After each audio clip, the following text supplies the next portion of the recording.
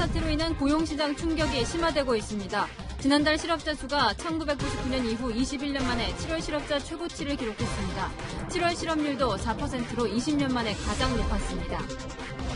대민근 침수 피해 지역의 자치단체장들이 일제히 집단 행동에 나섰습니다. 용담댐 주변 지자체장들은 수자원 공사를 방문해 원인 규명과 피해 보상을 촉구했습니다. 삼진강댐 인근 지자체장들은 댐 관리 부실로 최악의 물난리를 겪었다며 공동 성명을 냈습니다. 폭우 피해 재난지원금 액수가 2배로 늘어납니다. 정부는 사망에 대한 재난지원금은 1,000만 원에서 2,000만 원으로, 침수지원금은 100만 원에서 200만 원으로 올리기로 했습니다. 롯데리아 직원들이 모임을 가진 뒤 코로나19 집단 감염이 발생했습니다. 관련 확진자가 11명이나 발생했습니다. 롯데리아는 모임 참석자들이 근무하는 매장을 폐쇄했습니다. 목포 부동산 차명 투기 의혹을 받아온 손혜원 전 더불어민주당 의원에게 징역 1년 6개월이 선고됐습니다. 법원은 우리 사회에 시정돼야 할 중대 비리라고 질타했습니다. 시험지 답안 유출 사건으로 재판에 넘겨진 숙명여고 쌍둥이 자매에게 징역 1년 6개월, 집행유예 3년이 선고됐습니다. 재판부는 공교육의 신뢰를 무너뜨려 죄질이 좋지 않다고 지적했습니다.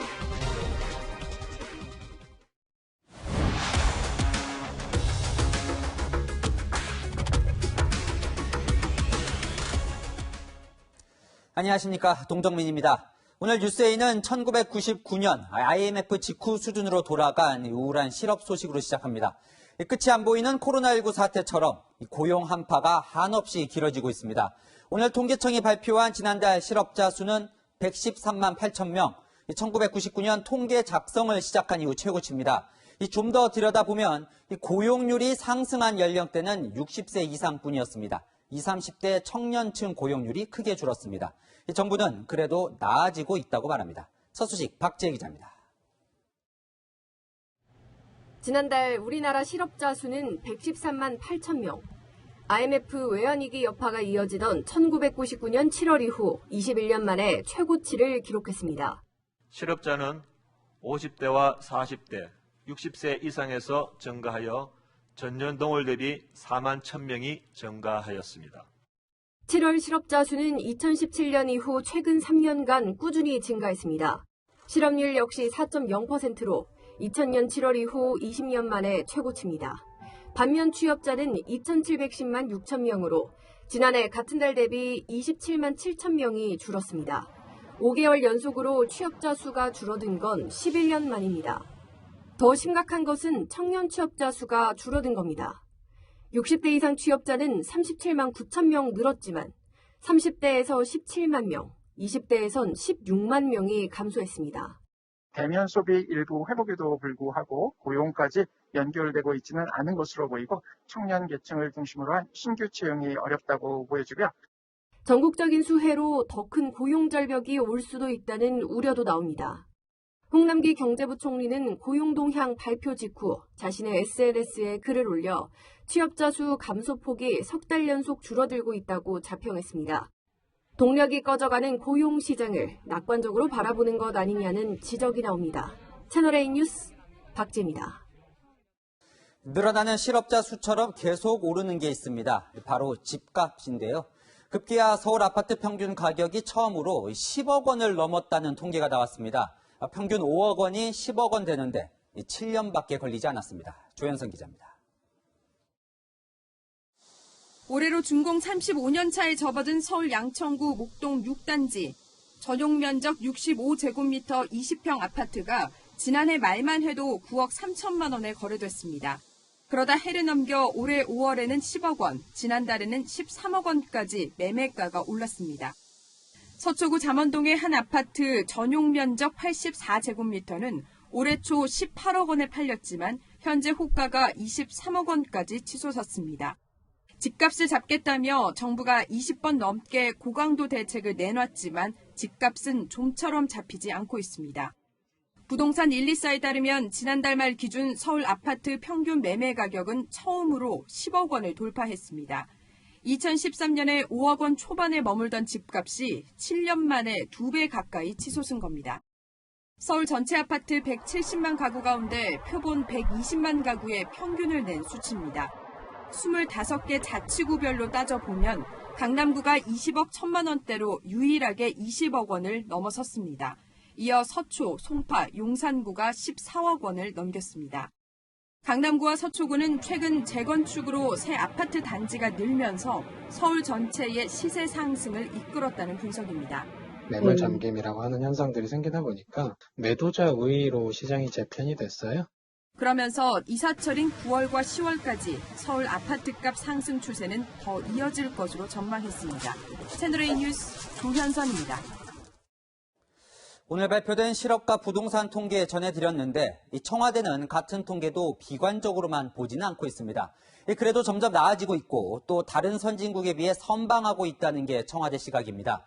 오히려 오늘 인적 개편을 추가로 마친 청와대는 이 적극적인 공세로 전환하는 분위기입니다. 박수희 기자입니다. 문재인 대통령의 경제 낙관론에 대한 논란이 계속되는 가운데 청와대 참모들이 엄호에 나섰습니다.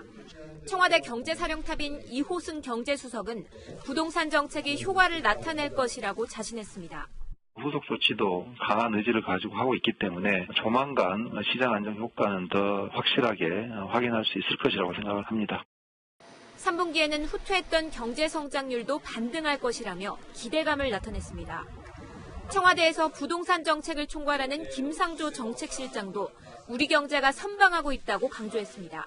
원래 성장률 전망도 상향 조정되었고 이는 OECD 회원국들 중에서 단연코 가장 좋은 전망치입니다.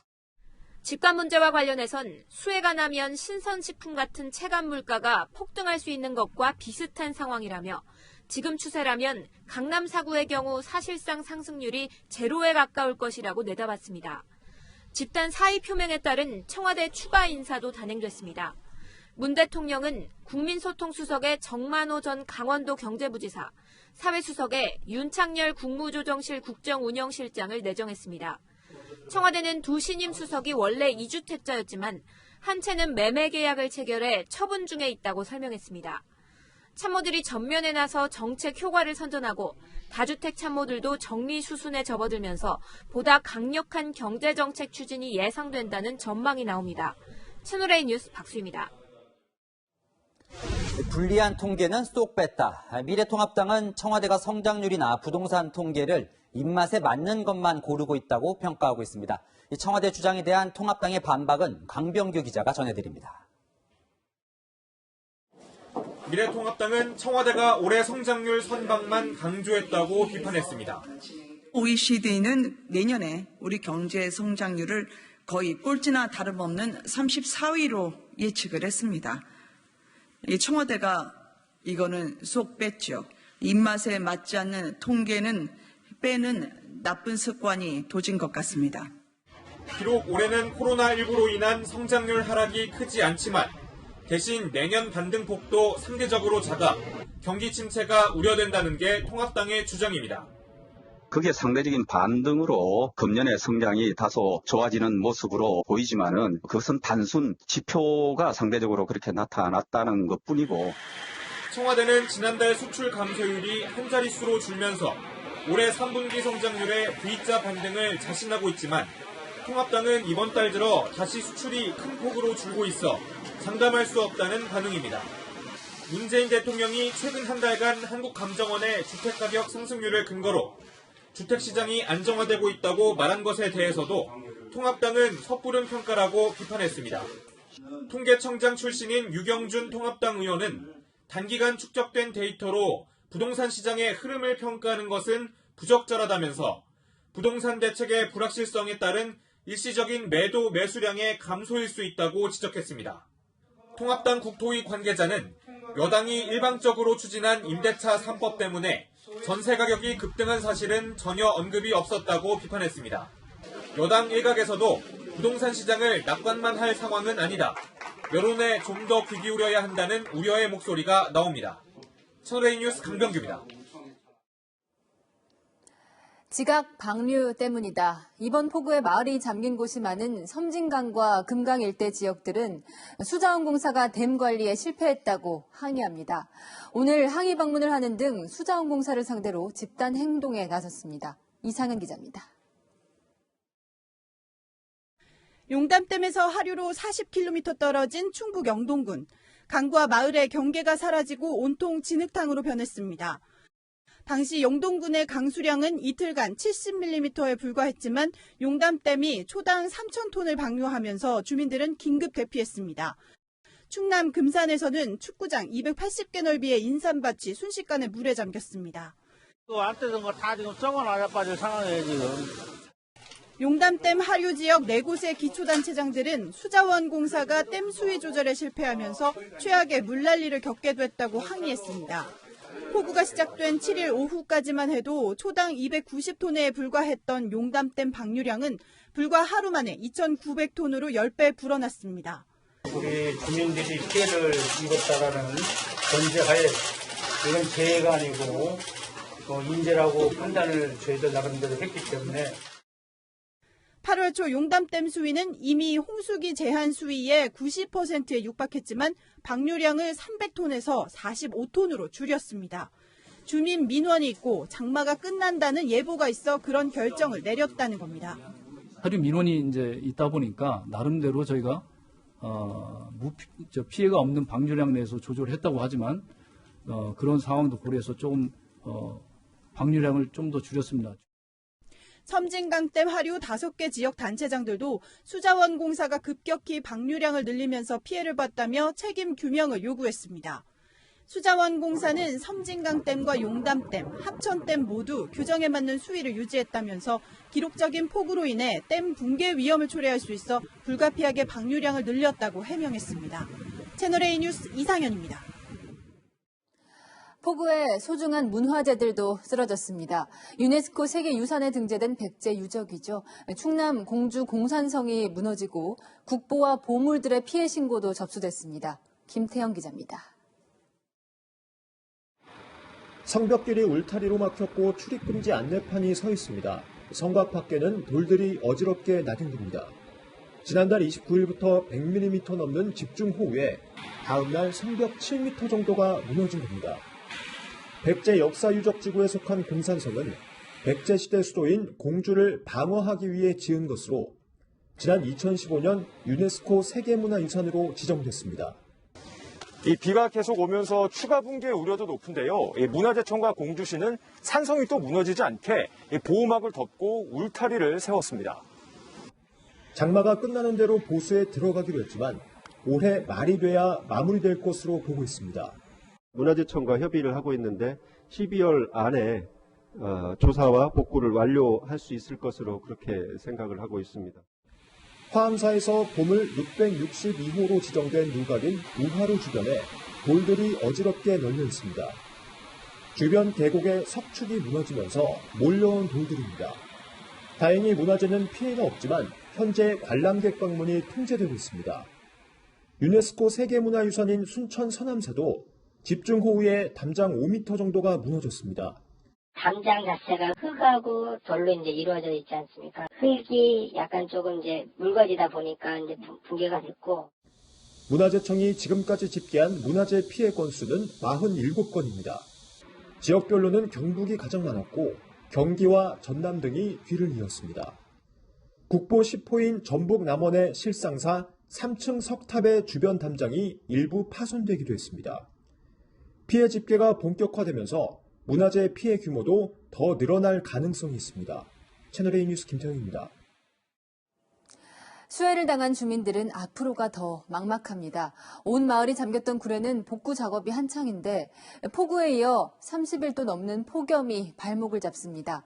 주민들과 자원봉사자들이 애를 쓰고 있는 현장에 공국진 기자가 가봤습니다. 씻고 또 씻고 하나라도 쓸만한 물건을 건지기 위해 진흙을 닦아봅니다. 산더미처럼 쌓여있는 가재 도구들을 중장비로 치워도 끝이 보이지 않습니다. 복구 작업에 속도를 내고 싶지만 이번에는 섭씨 31도를 넘는 폭염이 발목을 잡습니다. 우리 지역엔 현재 폭염주의보가 발령돼 있는데요. 여기에 비까지 오락가락하면서 현장엔 뜨거운 열기와 악취가 가득합니다. 줄줄 흘러내리는 땀을 수건으로 닦아내고 연신물을 들이켜보지만 더위를 이기기엔 역부족입니다. 엄청 덥지만 열심히 해야죠. 무척 힘들지만 그래도 여기 피해받은 사람 생각하면 열심히 해야 될 것 같습니다. 더딘 복구 작업에 상인들의 마음은 시커멓게 탔습니다. 하는 게 다 달라들어서 이렇게 키워낸 거거든요. 죽고 싶습니다, 진짜. 3, 4일 동안 지금 4, 50명이 이렇게 작업을 하고 있는데 아직도 10분의 1도 못 채웠어요. 그나마 전국 각지에서 찾아온 자원봉사자들의 도움이 큰 위안이 됩니다. 우리뿐만 아니라 모든 사람들이 이러는데 진짜 이렇게 자원봉사자도 많이 나와주셔서 이렇게 도와주셔서 너무 감사하고요. 힘들죠. 피해보신 분들이 되게 힘드실 건데 저희가 도움으로써 조금이나마 위안이 되신다면 그걸로 만족합니다. 이번 폭우로 큰 피해를 본 전남 지역은 주민들이 다시 살 수 있도록 관심과 도움의 손길을 간절히 바라고 있습니다. 채널A 뉴스 공진입니다. 강원도 춘천 의암댐 사고 속보입니다. 빗속에서 무리하게 작업을 해야 했던 원인을 수사하고 있는 경찰이 춘천시청을 압수수색했습니다. 실종자 2명은 아직 발견되지 않았습니다. 4명의 사망자 중 버드나무 가지를 준 채 발견됐던 고 이종우 경감의 연결식이 오늘 엄수됐습니다. 강경무 기자입니다.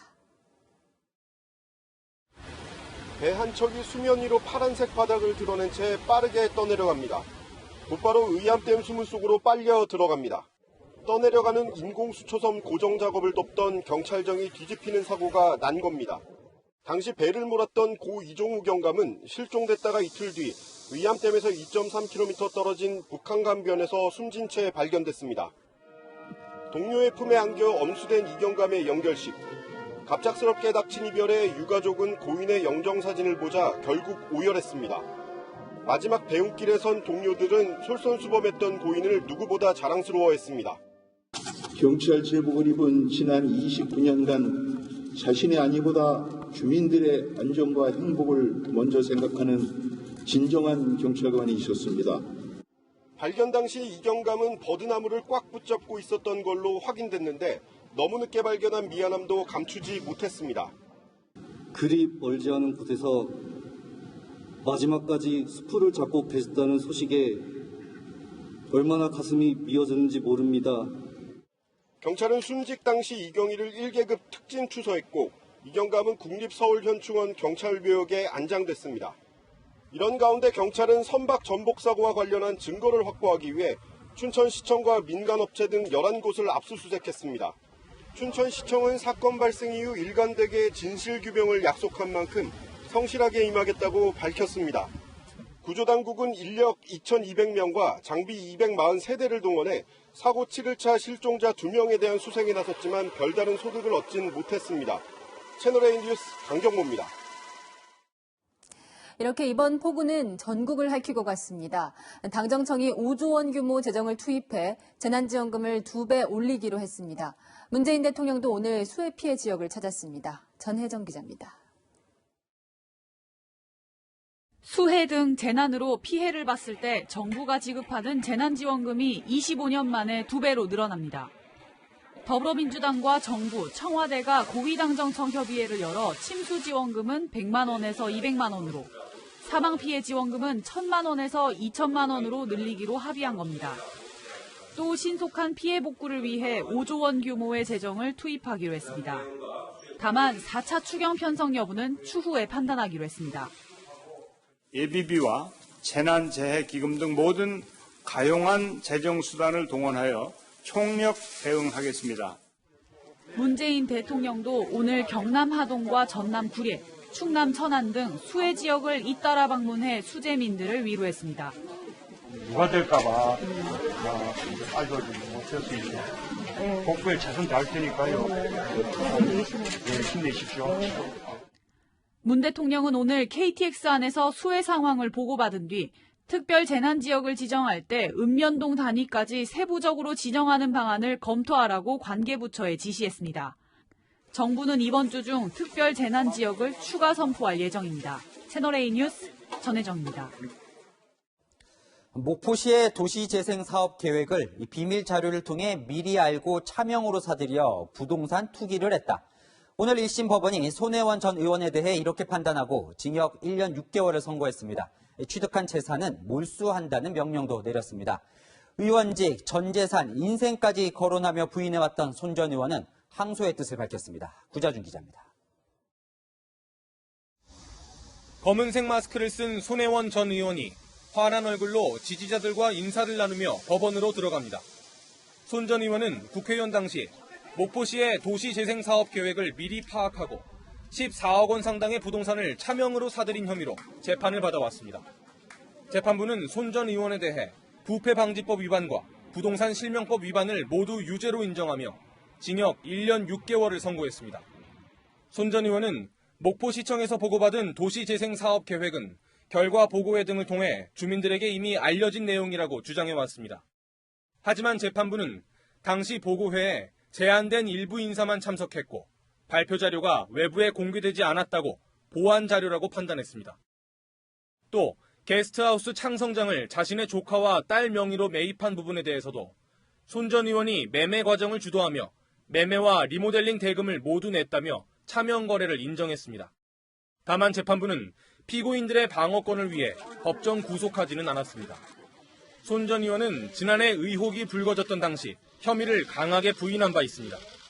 그 자리에서 의원직을 사퇴하겠습니다. 제 인생을 걸고 모든 것을 깨끗하게 밝히고 다시 제자리로 돌아오겠습니다. 그러나 오늘 재판에서 유죄 판결이 나오자 아무 말 없이 법원을 빠져나갔습니다. 손 전 의원의 변호인은 당혹스러운 판결이라고 말했습니다. 상당히 좀 당혹스러운 판결을 받았습니다.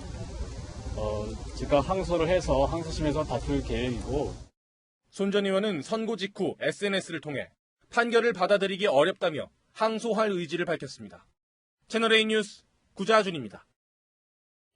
4개월 전 오고돈 전 부산시장의 성추행 의혹 사건으로 사죄했던 민주당 부산시당이 오늘 또 고개를 숙였습니다. 이번엔 민주당 소속의 부산시 의원이 식당 여종업들을 성추행했다는 신고가 접수돼 경찰이 수사에 나섰습니다. 해당 시의원은 성추행 사실을 부인했습니다. 배영진 기자입니다. 정장 차림의 남성이 여성의 어깨에 손을 얹고 있습니다. 남성은 더불어민주당 소속 김모 부산시의원.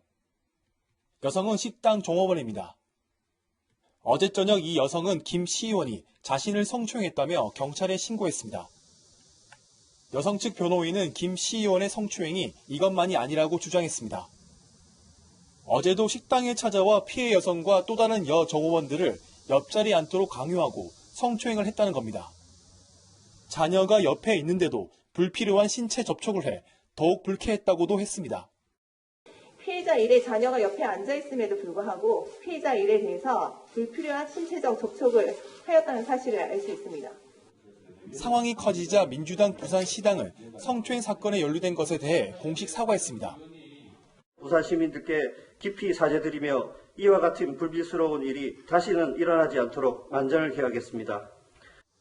반면 김 시의원은 격려 차원에서 어깨를 만졌을 뿐 성추행은 없었다고 반박했습니다. 술 한잔 하나 주고 하려고 했는데 그 인식으로 이야기하니까 하도 어이가 없어가지고 황당할 따름입니다. 대응해야죠. 무고죄를 해야죠. 경찰은 식당 CCTV 분석이 끝나는 대로 피해자들과 김 시의원을 차례로 불러 조사할 계획입니다. 오고돈 전 부산시장이 성추행 사건으로 물러난 이후 부산시의회는 의원들을 상대로 성인지 교육을 진행한 바 있습니다. 넉 달도 안 돼 또다시 같은 당 소속 시의원의 성추행 의혹이 터지면서 오고돈 전 시장 사건을 벌써 잊은 거냐는 비판이 쏟아지고 있습니다. 채널A 뉴스 배영진입니다. 미래통합당이 지난 4.15 총선 때 왜 참패했는지를 돌아보는 이 백서 작업이 마무리 단계입니다. 지난해 하반기부터 전국을 뜨겁게 달궜던 조국 사태가 오히려 야당의 독이 됐다고 평가했습니다. 황교안 전 대표에 대한 혹평도 담겼습니다. 김윤수 기자의 단독 보도입니다. 미래통합당이 이르면 이번 주 발간할 총선 백서입니다. 조국 사태 등 정부 실책에만 기대 근거 없는 자신감으로 보수 통합만 하면 승리할 수 있다고 믿게 되면서 정책 대안 마련에는 소홀해졌고 서민과 청년들은 등을 돌렸다고 진단했습니다. 윤석열은 쫓겨나고 조국 부부는 미소 지으면서 부활할 것입니다. 출마자들은 대부분 승리할 것이라고 생각했고 패배한 후에야 이렇게 크게 질지는 몰랐다고 했다며 안이했던 인식을 지적했습니다. 선거를 이끈 황교안 전 대표에 대해선 정치 경력이 일천하고 선거 경험이 없어 당 장악 능력, 리더십이 부족했다고 혹평했습니다. 차명진 전 의원의 세월호 관련 발언 등 스스로의 막말도 문제였지만 더불어민주당의 막말을 부각시키지 못한 점도 아쉽다고 밝혔습니다. 왜 이렇게 부산은 교통이 체증이 많을까?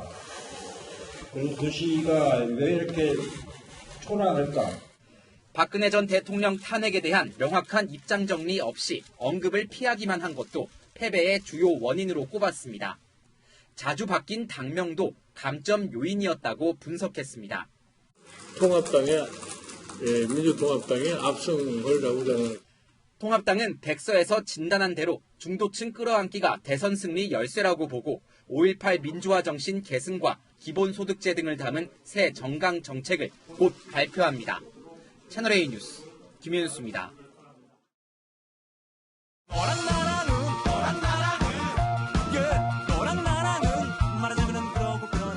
열왕열왕 시작합니다. 정치부 이동은 기자 나와 있습니다. 첫 네. 번째 주제 보겠습니다. 목포 투기의 진실, 앞서 전해드렸지만 그동안 손혜원 전 의원 이 절대 투기가 아니다. 이 수차례 이야기를 해왔는데 네. 법원은 투기다. 네. 이렇게 판결을 한 거죠? 네, 손 전 의원이 목포 부동산을 산 게 투기로 드러나면 어떻게 하겠다고 했는지 직접 들어보시죠. 내 목숨도 필요하면 제가 그렇게 얘기하셨어요? 예. 근데 그 이상 더 뭐를 해야 돼요? 제 인생을 걸고 말씀드립니다. 차명 아닙니다. 제가 만약에 그게 차명이면 제가 전 재산을 국고로 환원하겠습니다.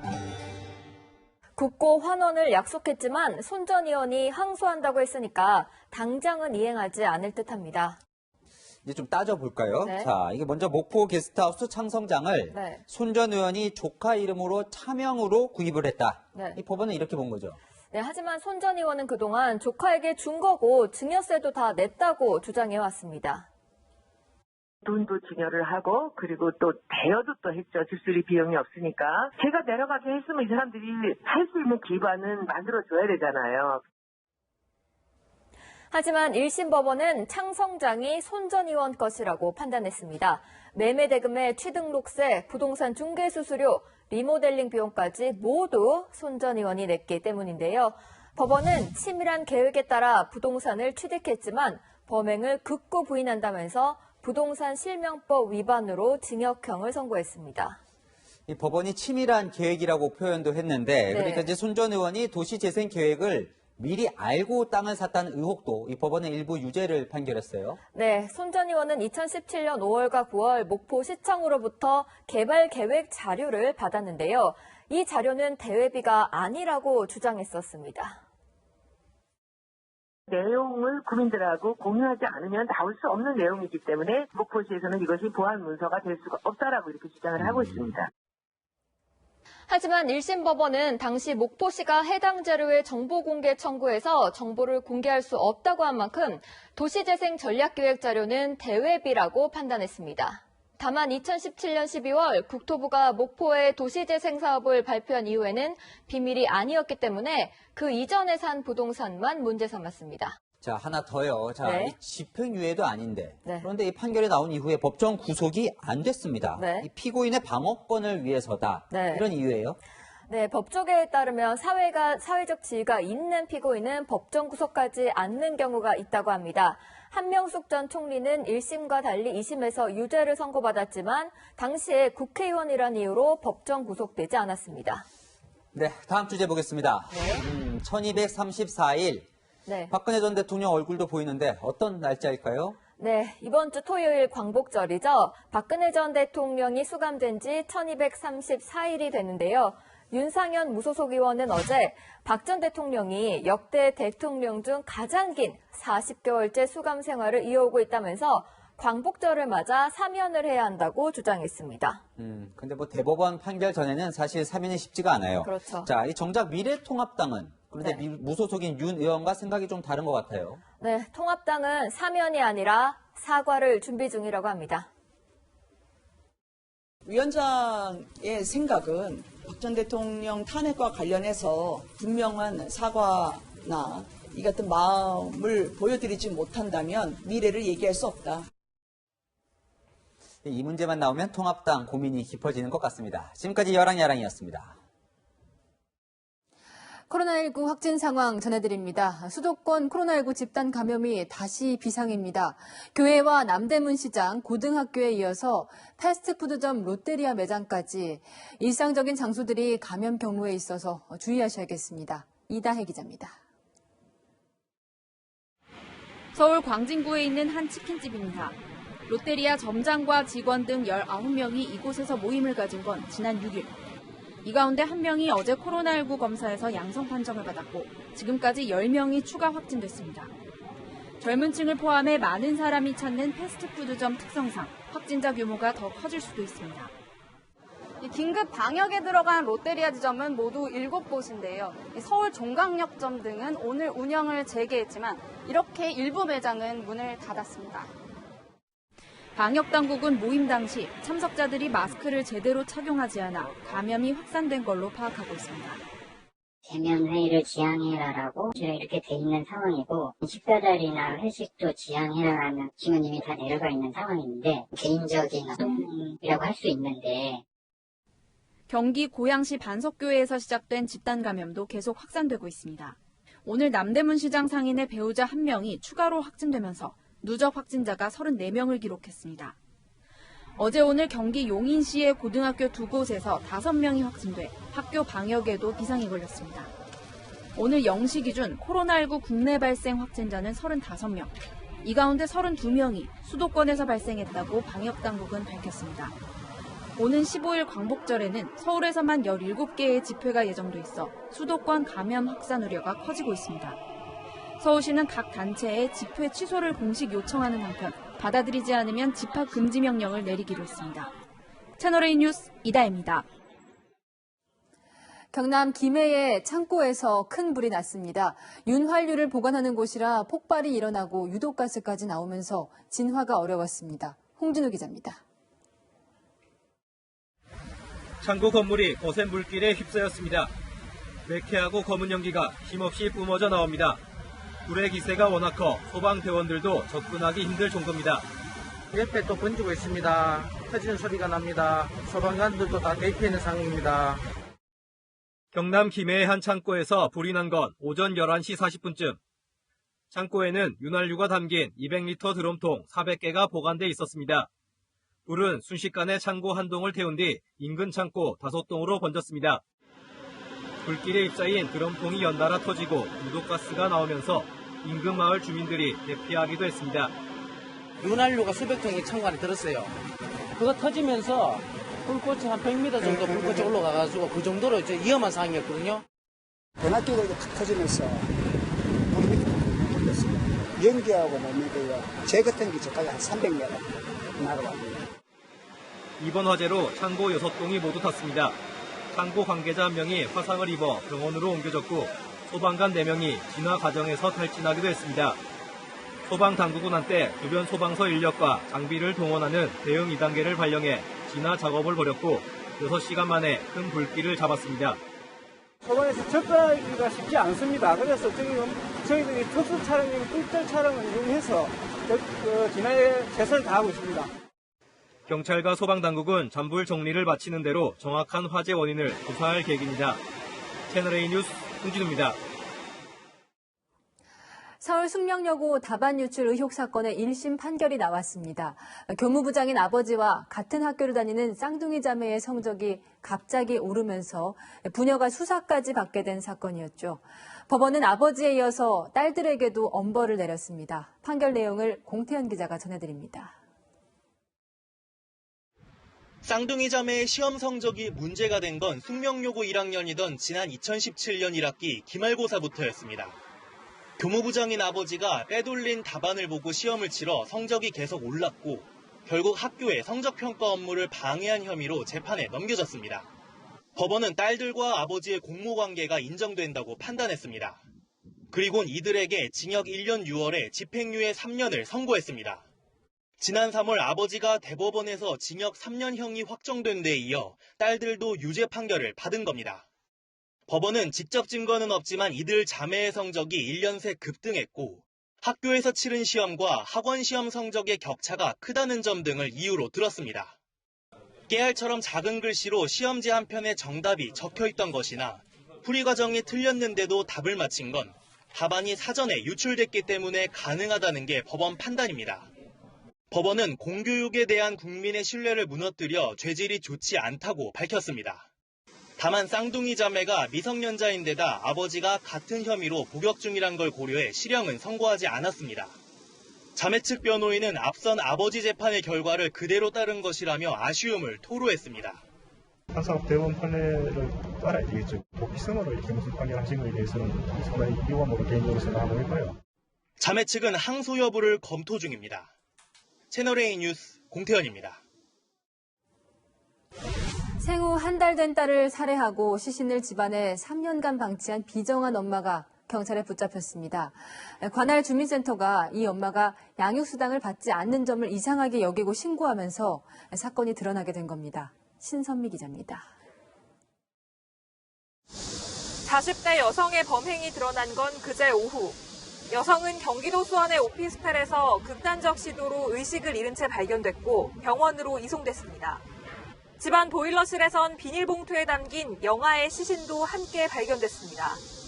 경찰 지하로 바로 왔겠대요. 그리고 이제 경찰차가 2대가 따로 있었고 평소 못 보던 차니까 왜 2대 나왔지 뭐 수갑 도전을 할 거네. 아이고. 수사에 나선 경찰은 이 여성이 지난 2017년 딸을 낳은 뒤 한 달 만에 살해한 사실을 확인했습니다. 이 여성은 의식을 되찾은 뒤 진행된 경찰 조사에서 키울 형편이 되지 않는 데다 입양본의 여건도 안 돼 수면제를 탄 분유를 먹였다고 진술했습니다. 여성의 범행은 출생신고가 됐는데도 진료기록이나 양육수당 지급 이력이 없는 점을 이상하게 여긴 관할 주민센터의 신고로 알려졌습니다.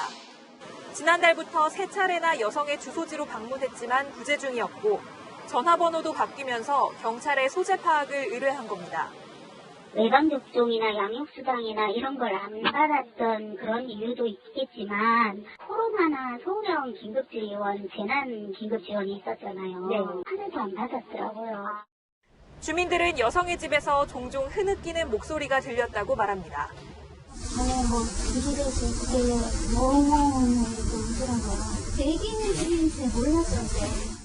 경찰은 살인과 사체 은닉 혐의로 구속영장을 신청했습니다.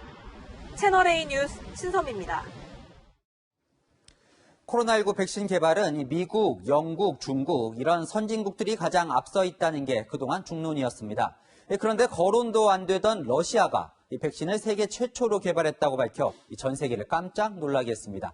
푸틴 대통령은 내 딸도 임상시험에 참여했다며 자신감을 보였는데 국제사회는 안전성과 효능에 반신반의하는 분위기입니다. 황아람 기자입니다. 자신의 딸이 임상시험에 참여해 코로나19 백신을 접종받았다고 밝힌 블라디미르 푸틴 러시아 대통령.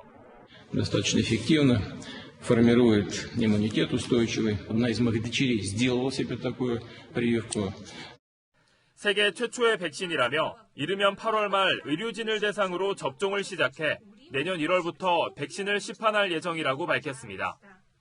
백신 이름은 스푸트니크 V로 지난 1957년 미국과 우주 패권을 경쟁하던 소련이 인류 최초로 쏘아 올린 인공위성의 이름을 따서 지었습니다. 이 때문에 러시아가 세계 최초에 집착해 무리하게 백신을 등록한 것 아니냐는 지적이 나옵니다. 1차 임상시험은 지난달 중순 끝났고 2차 임상 내용도 알려지지 않은 가운데 3차 임상시험은 아예 건너뛰었기 때문입니다. 미국 등은 안전성에 의문을 제기했습니다.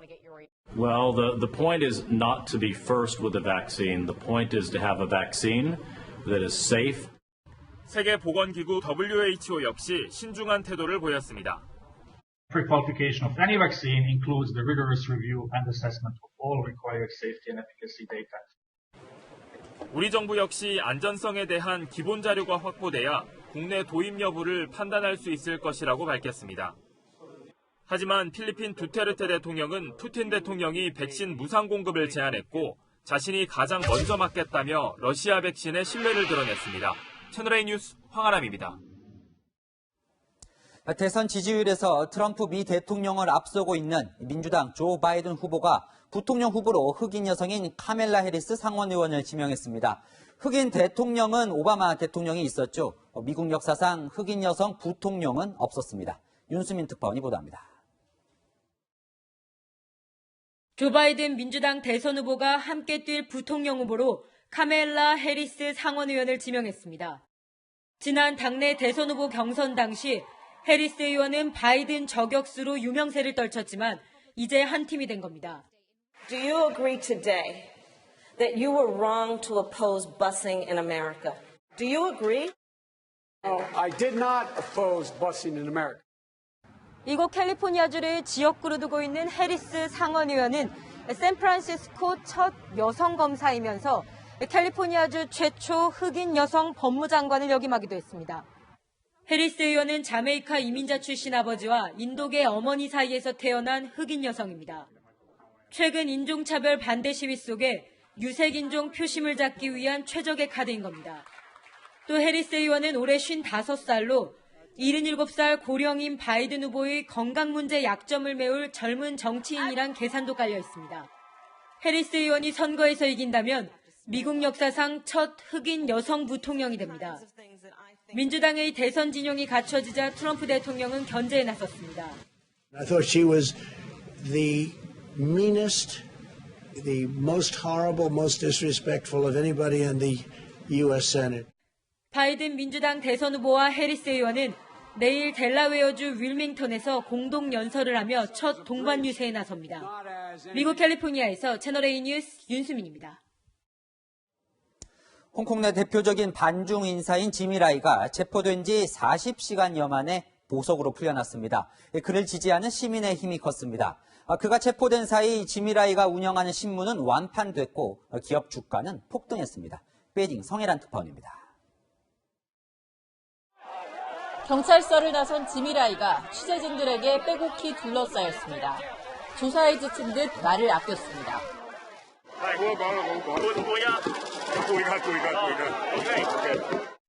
늦은 시간까지 석방을 기다렸던 지지자들은 지미라이가 창업한 반중 매체 빈과일보를 펼쳐들었습니다.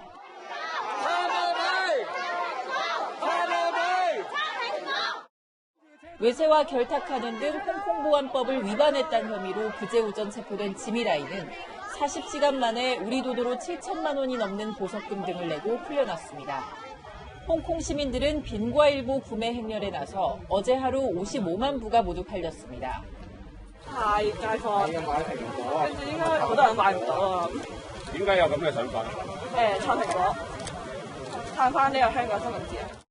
한 야당 의원은 빈과일보가 백지로 나오더라도 사겠다는 글을 SNS에 올렸습니다. 함께 체포된 아들이 영업하는 식당도 홍콩 시민들로 붐볐고 빈과일보 모회사인 넥스트 디지털은 이틀 동안 주가가 1200% 폭등해 시가총액 기준 홍콩 최대 미디어 기업으로 등극하기로 했습니다. 홍콩 당국도 민주진영 인사 10명을 한꺼번에 체포한 지 불과 하루 만에 내외부 반발을 의식한 듯 모두 보석으로 풀어줬습니다.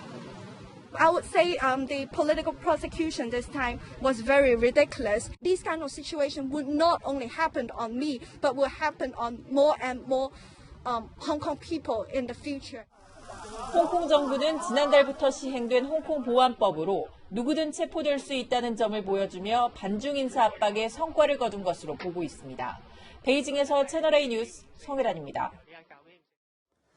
답답한 한일 외교 관계와는 달리 일본 내 대중문화 한류는 수준이 다른 차원으로 진화하고 있습니다. 현지에서 한국 아이돌이 인기를 끄는 수준을 넘어 한국 기획사의 노하우를 전수받은 다양한 콘텐츠가 인기를 끌고 있습니다. 도쿄 김범석 특파원입니다. 밤늦게까지 춤을 추는 10대 여고생들이 연습하는 곡은 일본 신인 걸그룹 니쥬의 노래입니다. 한국의 대형 연예 기획사 대표 박진영 씨가 만든 그룹의 곡은 정식 데뷔 전인데 음원 발매와 동시에 차트 1위에 올랐습니다. 韓国語で歌ったりとか全員がしてるのがとてもかっこいいなと思って憧れて挑戦しました。 자, 이 댄스 학원에서는 걸그룹 미주의 클래스가 이날 처음 만들어졌는데요. 보시다시피 정원이 다 찰 정도로 인기가 높습니다. 이 학생들은 지금 걸그룹 미주의 트레이드마크인 줄넘기 춤을 배우고 있습니다. 또 다른 그룹 JO1도 한국 기획사가 제작을 맡아 음악과 패션 등이 한국 아이돌 스타일을 닮았습니다. 한일 관계 악화 속에서도 일본 대중문화 속 한류는 여전한 가운데 이젠 한국에서 기획 제작 등 노하우를 전수받아 만들어진 현지 한류 콘텐츠까지 등장했습니다. 韓国のアイドルは女性が憧れる存在のアーティストがすごく多いので真似したくなる生徒さんが多いみたいです。 한국어로 인사를 하는 일본 톱스타들이 삼겹살을 구워 먹으며 이른바 먹방을 하고 라면 먹고 갈래? 한국어 강좌까지 하는 모습은 이제 낯설지 않습니다. 결국은 기획력이고 한국 콘텐츠가 그만큼 일상의 뿌리를 잡았기 때문에 이제는 한일 감정 아니면 국가 간의 관계 이런 부분들이 전혀 영향을 미치지 않는다고 생각을 합니다. 일본 언론들도 한일 관계 악화에도 한국 문화는 세계에 통할 만큼 높은 수준이 됐다고 평가했습니다. 도쿄에서 채널A 뉴스 김범석입니다.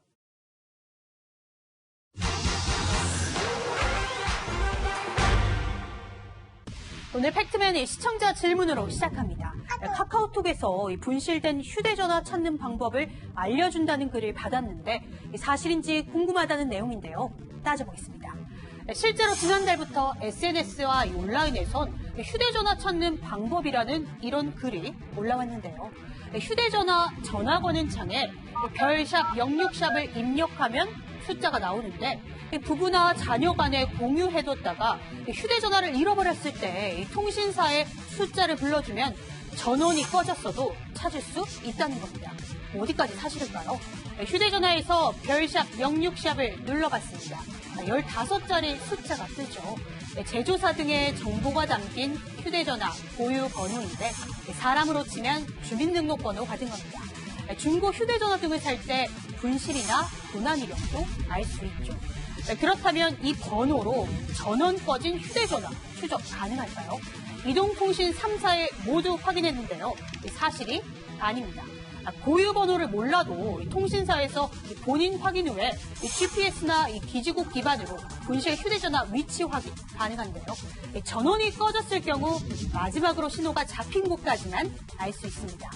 사실 몇 해 전에도 비슷한 내용의 글이 확산됐는데요. 휴대전화 잃어버렸을 때 어떻게 해야 할까요? 휴대전화를 무음으로 해뒀다면 전화를 걸어도 어디에 뒀는지 찾기 어렵죠. 안드로이드 기반 휴대전화라면 노트북에서 구글에 로그인해 보안 코너에 들어갑니다. 가입 시 등록한 휴대전화 정보로 실시간 위치 확인 가능한데 무음이라도 벨소리가 울리게 작동할 수 있어 휴대전화를 찾을 수 있습니다. 휴대전화 잃어버렸다면 가장 중요한 건 고객센터에 신고해 소액 결제 등을 차단하는 건데요. 습득 신고된 휴대전화가 보이는 핸드폰 찾기 콜센터에 조회도 가능합니다. 이 밖에도 궁금한 점은 팩트맨 많은 문의 바랍니다. 오보청, 요즘 기상청 장마예보가 번번이 빗나가서 붙은 별명입니다. 급기야 외국 기상정보나 위성 영상을 찾아보는 국민들까지 늘고 있습니다. 특히 노르웨이 기상청이 인기라는데 믿어도 되는 건지 염정원 기자가 알아봤습니다. 50일째 이어지고 있는 역대 가장 긴 장마. 올여름 엄청난 폭염을 예보했던 기상청의 신뢰도는 바닥으로 떨어졌습니다. 이게 잘 안 맞는다고 생각해요. 지금도 비 온다고 예보했던 것 같은데 비가 안 오잖아요. 기상청에 대한 불신 탓에 미국과 유럽의 기상 정보를 찾는 이들이 늘고 있습니다. 그래서 윈디가 좋다 그래서 깔아봤는데 한국 기상청 일기예보보다는 그래도 조금 더 정확성은 좀 높은 것 같았어요. 최근 노르웨이의 기상 정보가 위세를 떨치고 있는데 노르웨이 기상청이 만든 자료가 아닙니다. 그래서 노르웨이는 자체적으로 예보를 생산하는 게 아니라 그 유럽 세계 1위에 있는 모델을 그대로 갖다 쓸 거고. 유럽연합의 기상정보는 세계 1등이지만 변화무쌍한 우리의 날씨를 예측하는데 한계가 있다는 지적입니다. 노르웨이 기상청은 24시간 예보인데 한국은 구역을 5km 간격으로 나누어서 동별로 시간대를 3시간 간격으로 예보를 하니까 거기는 축구 골대가 넓고 여기는 축구 골대가 좁고 이런 격이죠. 하지만 우리 예보 정확성은 지리적으로 가까운 데다 관측 장비도 비슷한 일본에 밀리는 건 현실. 잘 못 맞추는 것 같기도 해요. 일본이 더 잘 맞는 것 같고요. 한국은 그 일기예보 보면은 맨날 비가 온다고 하는데 오늘처럼 날씨 좋으니까. 기상청은 올해 적용된 한국형 수리 모델이 본격적으로 작동하면 국민들의 불신을 해소할 수 있을 거라고 기대하고 있습니다. 채널A 뉴스 염정환입니다. 방학 대비 사슴벌레 잠자리, 어린 시절 방학 숙제로 관찰했던 곤충들 기억하시나요? 곤충 채집이 옛날 추억인 줄 알았는데 요즘 아이들도 곤충에 푹 빠졌습니다. 관련 시장이 600억 규모라고 합니다. 이현용 기자입니다. 직장인 허재원 씨는 요즘 집에 오는 발걸음이 가볍습니다. 초등학생 큰아이와 함께 곤충 키우는 재미에 푹 빠졌기 때문 2년 동안 사슴벌레를 키우면서 옷방 한 켠에 겹겹이 곤충 사육통이 쌓였습니다. 유충을 받아서 직접 키우면서 이런 환경을 조성했을 때 어떤 나오는 결과물이 이제 성취감도 있고 이렇게 손으로 만져본다든지 그런 같이 할 수 있는 것들이 많이 있거든요. 생명체의 탄생과 성장 과정을 지켜보고 곤충 채집에 나서는 일도 산교육입니다. 여기 물리지 않게 여기 뿔 조심해야 되고 이쪽 앞에 만지면 얘가 화나서 앞에는 만지면 안 돼요. 애완곤충 경진대회까지 생겼습니다. 정성스레 키운 곤충의 몸무게와 길이, 굵기를 겨뤄보는 건데 올해로 4회째입니다. 애들도 항상 이렇게 뭔가에 집중하는 시간이 좀 있다 보니까 확실히 이제 밖에 나가서 놀지는 못해도 안에서 많이 활동할 수 있는 게 장점인 것 같습니다. 메뚜기와 나비, 소금쟁이와 물방개 등 책에서 보던 곤충들과 천적 파충류의 모습까지 한자리에서 볼 수 있는데 나흘 동안 4천여 명이 찾았습니다. 코로나19 방역을 이유로 수용 가능한 최대 인원입니다. 초등학교에서도 배우는 장수 풍뎅이들입니다. 이렇게 나무에 직접 태워보면서 눈앞에서 관찰할 수 있습니다. 곤충 키우기가 유행하면서 애완곤충 시장 규모는 갈수록 성장해 올해 600억 원에 이를 전망입니다. 채널A 뉴스 이현영입니다.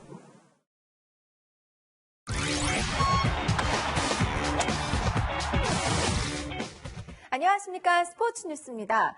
은퇴 투어를 놓고 자격이 있다 없다 논란에 휩싸였던 LG 박용택이 입장을 밝혔습니다. 취재기자 연결합니다. 사공성근 기자, 박용택 선수 오늘 1군에 복귀했죠? 네, 맞습니다. 박용택은 지난 6월 말 햄스트링 부상을 입은 뒤 50일 만인 오늘 1군에 복귀했습니다. 오늘은 선발이 아닌 벤치에서 경기를 시작했는데요. KBO 리그 최고령 타자 박용택의 마지막 64경기가 시작됐습니다.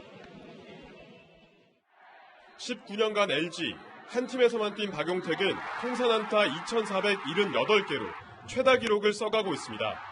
최근 은퇴 투어를 두고 논란이 이어지자 직접 입장을 전했습니다. 사실 하면 영광스럽겠죠. 하지만 저한테는 은퇴 투어보다는 우승 투어가 정말 훨씬 하고 싶은 거죠. 네. 한국 시리즈 딱 우승하고 행가래 받으면서 은퇴하는 거. 팬들의 찬반 댓글을 다 봤다는 박용택은 2009년 타격왕 사건까지 언급합니다. 당시 박용택은 경기에 출전하지 않고 타율을 관리해 졸렬하다는 비판을 받았습니다. 졸렬이 어떤 뜻인지에 대해서 제가 다시 한번 찾아봤어요. 그 전까지는 좀 그렇게 살았던 것 같기도 하고, 네. 그리고 그 이후에 제가 야구 선수로서 노력했던 부분들, 모범이 되고 싶어했던 부분들, 그거는 분명했던 것 같아요. 네. 나중을 위해서, 다른 선수들을 위해서라도 좋을 것 같아서 했으면 좋겠다 했는데 그렇게 안 한다 하니까 좀 많이 아쉽고 그렇긴 하죠. 박용택은 아직 우승 경험이 없습니다. 마지막을 우승으로 장식할 수 있을지 앞으로의 여정이 주목됩니다. 지금까지 잠실에서 전해드렸습니다. 모처럼 장맛비가 쉬어갔지만 잠깐 밖에 서 있어도 금방 땀이 흐를 만큼 무더운 하루였습니다. 오늘 낮 동안 경기 광주 태초면의 기온은 35.6도를 기록했고요. 제주는 34.5도, 대구는 34도 등 대부분 지역의 낮 기온이 30도를 웃돌면서 전국 많은 곳에 폭염특보가 내려졌습니다. 내일도 대구는 35도, 제주 34도, 서울은 30도까지 오르면서 오늘만큼 무척 덥겠습니다. 또 습도까지 높아서 불쾌감도 심할 텐데요. 이럴 때일수록 마음의 여유를 갖고 수분 섭취도 충분히 해주시면 좋겠습니다. 이렇게 푹푹 찌는 더위 속에 대기가 불안정해지면서 오늘에 이어 내일도 중부 내륙을 중심으로 강한 소나기 소식이 들어있습니다. 장맛비는 내일까지 주춤하겠고요. 모레부터 휴일인 일요일까지 수도권과 영서에는 또다시 장마전선의 영향을 받겠습니다. 국지성 호우가 예상되는 만큼 미리 시설물 점검 꼼꼼히 해주시길 바랍니다. 날씨였습니다. 근데 문재인 대통령은 확실한 야당복은 있는데요. 그 야당복, 이게 보통복이 아니라 천복이 있는 거예요. 대통령의 야당복, 박지원 국정원장이 의원 시절 했던 이 말은 제1야당인 자유한국당, 지금의 미래통합당에게는 참 뼈아픈 말이었을 겁니다. 그 야당복은 21대 총선 여당의 압승으로까지 이어졌죠. 사실 야당은 정권에게 복보다는 견제 세력이 돼야 하는데 최근 나온 여론조사만 봐도 독주하는 집권 여당보다 제 역할 못하는 야당을 걱정하는 국민 여론이 더 많아 보이죠. 통합당의 총선 백서가 곧 나온다는데 4년 전 이 총선 백서에 적혔던 반성문입니다. 진단은 그때와 크게 다르지 않겠죠. 최근 정부 정책에 대안을 내고 호남 지역도 방문하면서 호평도 받지만 한두 번 한다고 국민들 마음이 돌아오진 않을 겁니다. 꼰대 정당 같은 거창한 이념, 담론이 아닌 티끌 같아도 매일 국민들 진짜 가려운 곳을 긁어주는 정책과 소통, 꾸준한 실천이 중요해 보입니다. 내일도 뉴스입니다.